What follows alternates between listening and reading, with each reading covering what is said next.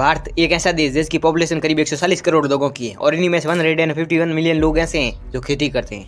यानी ऑलमोस्ट देश की 60% पॉपुलेशन आज के टाइम पर किसानों की है। और भारत में इतनी ज़्यादा खेती होने के कारण ही एग्रीकल्चर सेक्टर देश की जीडीपी में 20% का योगदान दे रहा है। लेकिन भारत में इतनी ज़्यादा खेती होने के बाद भी आज के टाइम पर हमारे देश की हालत ऐसी हो गई है कि आज 190 मिलियन से भी ज़्यादा लोग भुखमरी का शिकार हुए बैठे हैं। ग्लोबल हंगर इंडेक्स की 2023 की रिपोर्ट के अनुसार भारत 125 देशों में से 111वें स्थान पर है 28.7 स्कोर के साथ भुखमरी के मामले में। 2024 में तो भारत की हालत इतनी खराब हो गई है कि आज के टाइम पर हमारा देश पड़ोसी देश पाकिस्तान, बांग्लादेश, श्रीलंका और नेपाल से भी बुरी हालत में है। इतनी बुरी हालत है कि यहाँ पर भारत में हर रोज 19 करोड़ लोग तो भूखे ही सो जाते हैं। कुछ रिपोर्ट्स के अनुसार हमारे देश में हर 13 मिनट में एक आदमी की मौत हो जाती है सिर्फ भूख के कारण। आज के टाइम पर हमारे देश में 33 लाख से भी ज्यादा बच्चे ऐसे हैं जो कुपोषण का शिकार हुए बैठे हैं। यानी कभी उनको खाना मिलता है और कभी नहीं, और जब खाना मिलता है तो वो कैलोरी और प्रोटीन वाला नहीं होता है, जिसके कारण उनको बीमारियां होती हैं, जिसकी वजह से इनमें से आधे से ज्यादा बच्चे मर भी जाते हैं। ये बीमारी महिलाओं को भी होती है। लेकिन अब सवाल ये है कि इस प्रॉब्लम का मेन कारण क्या है और क्या इस प्रॉब्लम का कोई सॉल्यूशन है या नहीं। आइए सब कुछ जानने की कोशिश करते हैं आज के इस वीडियो में। भारत दुनिया का दूसरा ऐसा देश है जहाँ पर सबसे ज्यादा खेती होती है, खास करके भारत में वेस्ट बंगाल, पंजाब, हरियाणा, गुजरात, यूपी और एमपी में देखे तो ऑल ओवर देखे तो भारत के हर एक स्टेट में खेती होती है। साथ में मसाले और सब्जियां भी होती हैं जो बाहर के देशों में बहुत कम होती है। भारत में खेती पिछले हजारों सालों से होती आ रही है। सही मायनों में देखे तो भारत में खेती सिंधु घाटी सभ्यता के टाइम पर ही स्टार्ट हुई थी। उस टाइम खेतों में उगाने के लिए ज्यादा फसलें थी नहीं, इसलिए सिंधु घाटी सभ्यता के टाइम पर सबसे ज्यादा चावल और दालें ही होती थी। 1200 ईडी तक आते आते भारत में गेहूं और बाजरे भी होने लगे थे।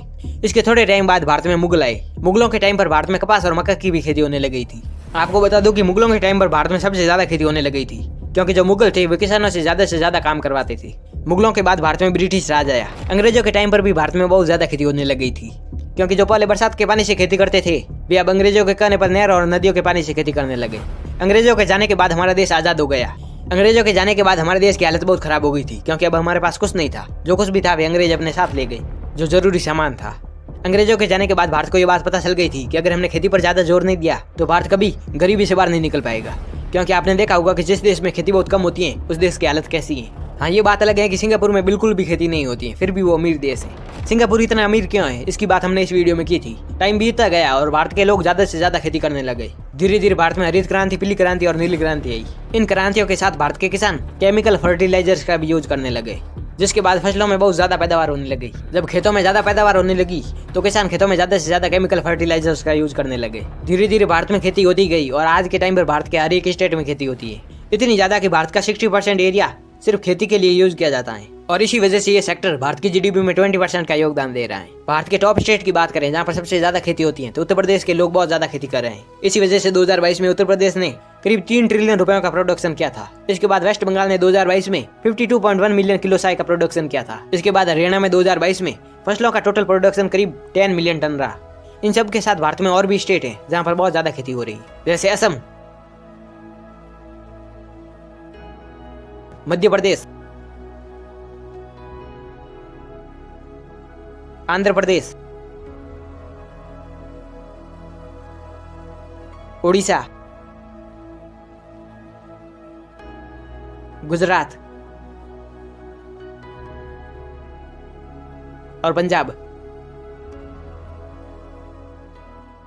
भारत में इतनी ज्यादा खेती होने के बाद भी भारत के लोग आज एक बहुत बड़ी प्रॉब्लम से लड़ रहे हैं। नहीं, मैं करप्शन की बात नहीं कर रहा हूँ। भारत में करोड़ों लोग ऐसे हैं जो बिना खाना खाए सो जाते हैं, क्योंकि उनके पास खाने के लिए कुछ है भी नहीं। इसके साथ भारत में लाखों लोग तो ऐसे भी हैं जिनको खाना तो मिलता है लेकिन वो खाना पौष्टिक नहीं है। हमें पता है कि हमारी लाइफ में खाना कितना जरूरी है, लेकिन अगर वही खाना किसी इंसान को ज्यादा दिनों तक ना मिले तो भूख के कारण उसकी मौत भी हो सकती है। खाना सिर्फ इंसानों के लिए नहीं, जानवरों के लिए भी बहुत जरूरी है। हम सब ने ये लाइन सुनी होगी कि जल ही जीवन है, जल है तो कल है।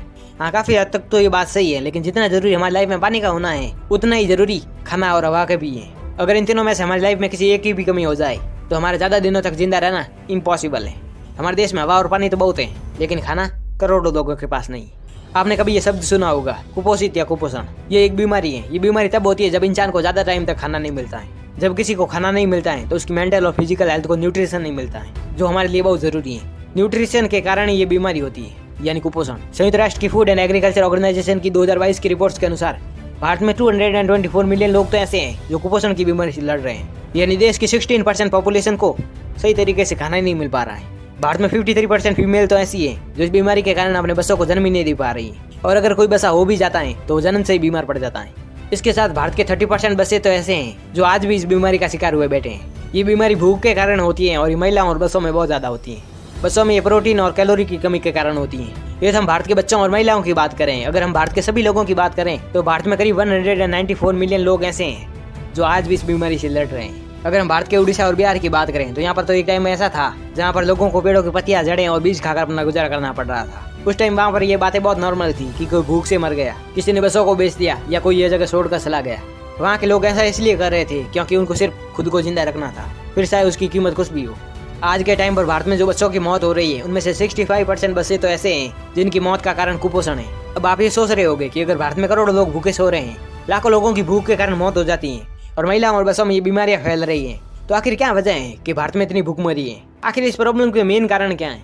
तो आइए जानते हैं इस प्रॉब्लम के मेन कारणों को, साथ में इस प्रॉब्लम के सॉल्यूशन पर भी बात करेंगे। इस प्रॉब्लम का सबसे बड़ा और पहला कारण है हमारे देश की पॉपुलेशन और गरीबी। भारत आज दुनिया का सबसे ज्यादा पॉपुलेशन वाला देश है। इस टाइम भारत और चाइना की पॉपुलेशन करीब 1.4 बिलियन से भी ज्यादा लोगों की है, लेकिन फिर भी थोड़ी ज्यादा पॉपुलेशन के कारण भारत पहले नंबर पर है।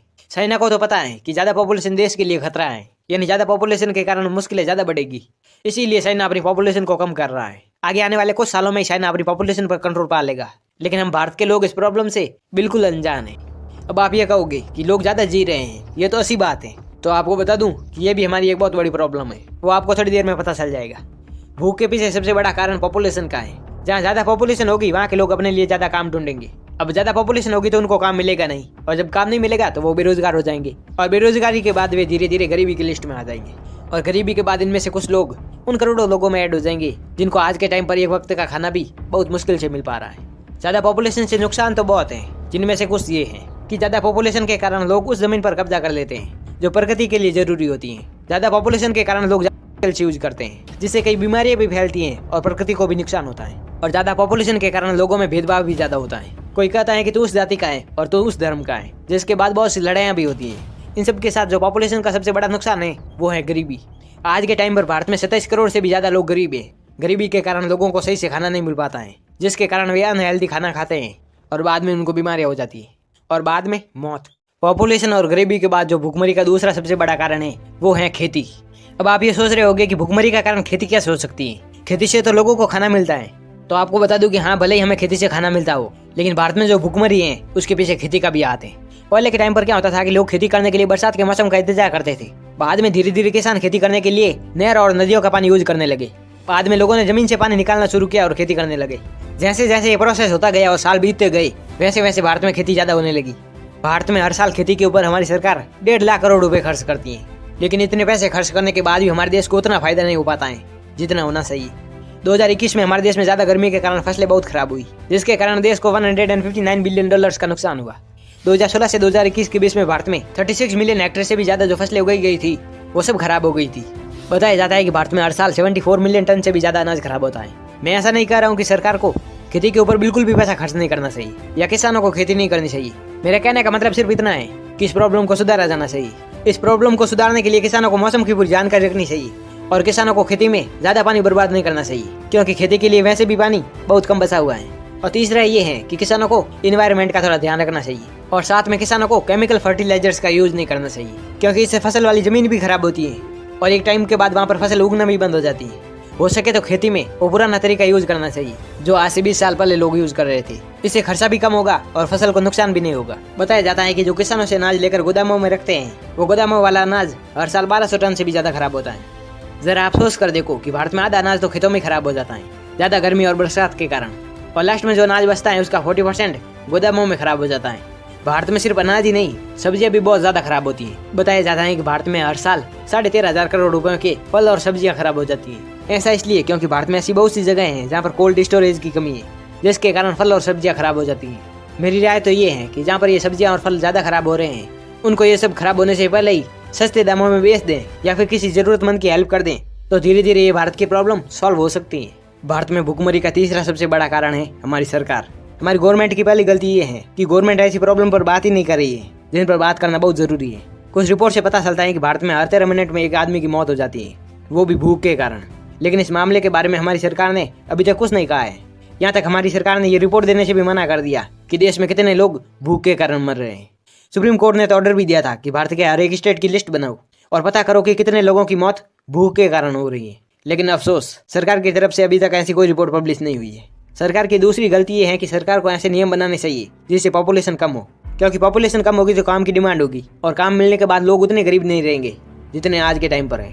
एक कांग्रेस के नेता है, उन्होंने कहा कि भारत के कुछ % लोगों को ये सब कुछ मिल रहा है। भारत की जनता इधर उधर भटक रही है, कभी पेपर लीक हो जाते हैं, कभी किसी को नौकरी से निकाल देते हैं, गरीब को कोई नहीं देखता है। इस बात को तो हम भी मानते हैं कि भारत में सरकार चाहे किसी की भी रही हो, फिर वो चाहे बीजेपी हो या कांग्रेस, अभी तक किसी ने भी इस प्रॉब्लम को सॉल्व करने की कोशिश नहीं की है। मेरी राय में सरकार चाहे आज की हो या आगे आने वाले 10 सालों बाद की हो, उनको देश की ऐसी प्रॉब्लम्स को सॉल्व करना चाहिए जो बहुत जरूरी है। फिर वो चाहे करप्शन की प्रॉब्लम हो, पॉपुलेशन की प्रॉब्लम हो या फिर भुखमरी की प्रॉब्लम हो। अब हम भुखमरी के चौथे कारण पर आते हैं। भुखमरी का चौथा कारण हम खुद ही हैं। हाँ, हम भारत के लोगों की वजह से भी भारत में भुखमरी की समस्या बनी हुई है। हमारी पहली गलती ये है कि हम लोग बहुत ज्यादा खाना वेस्ट कर रहे हैं।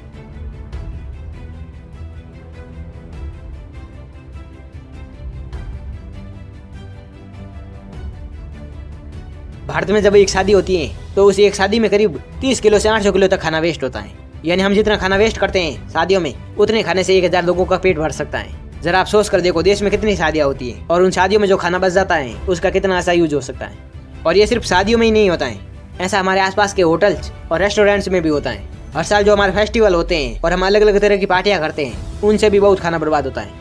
बताया जाता है कि भारत का हर इंसान हर साल 50 किलो से भी ज्यादा खाना वेस्ट करता है। भारत कितना बड़ा है और कितने लोग रहते हैं और सब लोग हर साल कितना खाना वेस्ट करते हैं, ये हम अंदाजा भी नहीं लगा सकते। हमारी दूसरी गलती ये है कि हम लोग अपनी पॉपुलेशन पर जरा सा भी ध्यान नहीं दे रहे हैं। आज तो नहीं, लेकिन आगे आने वाले कुछ सालों में ये पॉपुलेशन हमारे लिए खतरा बन सकती है।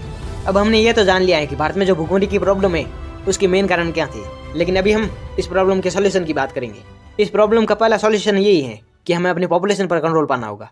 अगर भारत की पॉपुलेशन कम हो गई तो भारत की आधी प्रॉब्लम ऐसे ही सॉल्व हो जाएगी। इस प्रॉब्लम का दूसरा सॉल्यूशन ये है कि हमारी सरकार को भी इस प्रॉब्लम के ऊपर थोड़ा ज्यादा ध्यान देना चाहिए और जो गोदामों में अनाज बर्बाद हो रहा है उसका सही यूज करना चाहिए।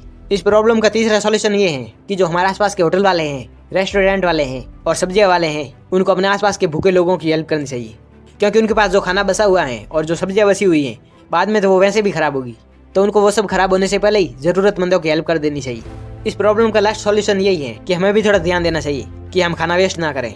और अगर आप ऐसी जगह रहते हैं जहाँ पर कोई भूखा नहीं सो रहा है तो आपको जानवरों की हेल्प जरूर करनी चाहिए, क्योंकि भूख उन्हें भी लगती है, क्योंकि हमारी एक छोटी सी हेल्प की वजह से कोई चैन से सो सकता है। तो वीडियो पूरी हो गई है, कमेंट करके बताना वीडियो कैसी लगी, साथ ही वीडियो को लाइक करके चैनल को सब्सक्राइब कर देना। मिलते हैं अगले वीडियो में।